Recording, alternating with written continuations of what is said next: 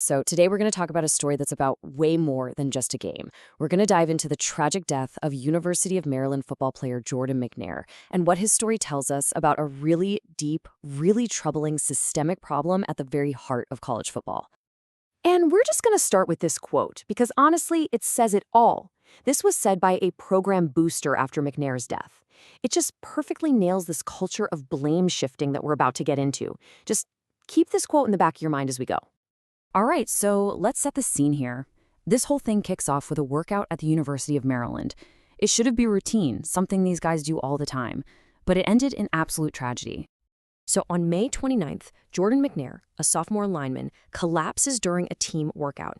He's airlifted to a trauma center. He even receives a liver transplant, but 2 weeks later, he passed away.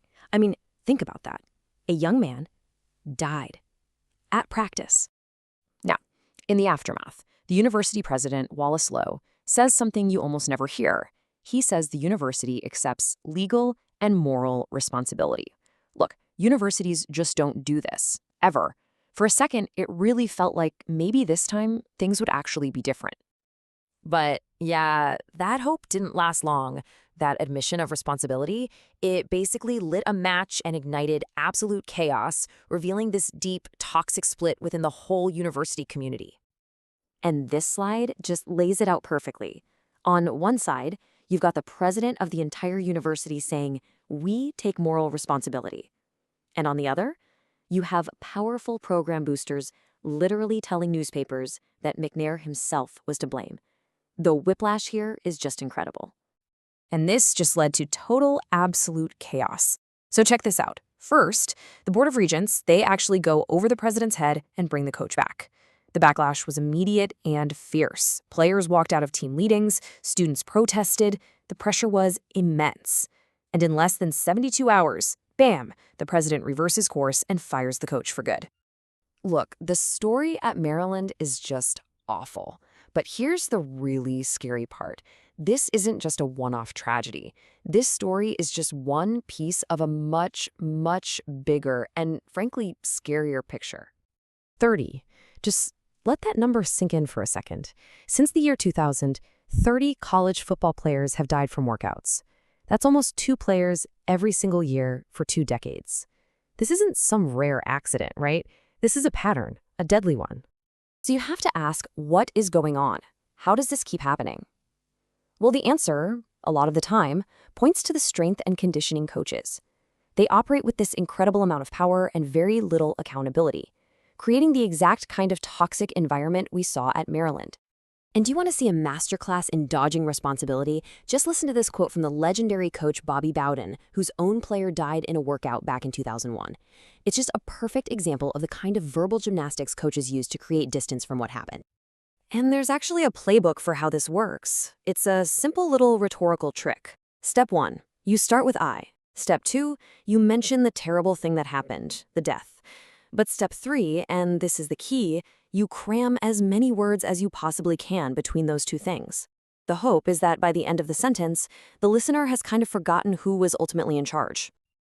Okay, before we go any further, there's a term you need to know, because it comes up again and again in these stories. Rhabdomyolysis. You can just call it rhabdo.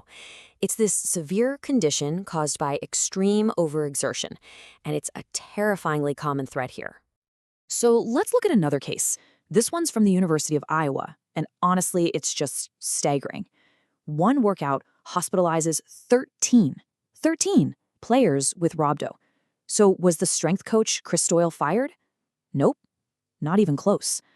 3 months later, he's named Assistant of the Year, and today, he's the highest paid strength coach in the entire country. So you don't just get away with it, you get rewarded for it. So, why? Why do these coaches have so much unsupervised power? Well, it actually comes down to a loophole in the NCAA rules. See, the rules limit how much time head coaches can be with their players in the offseason, but those rules don't apply to strength coaches. So they're left, pretty much unsupervised, to set the tone for the entire program during these brutal workouts. So where does this all leave us? Well, it leads to a conclusion that's so dark, it's almost absurd. In fact, the source material we looked at summed it up with this kind of bleak, satirical training video for coaches. The first piece of advice is, pretty groundbreaking. Instead of screaming at kids to push themselves to the brink, maybe, just maybe, you let them rest. You know what's cool? Resting.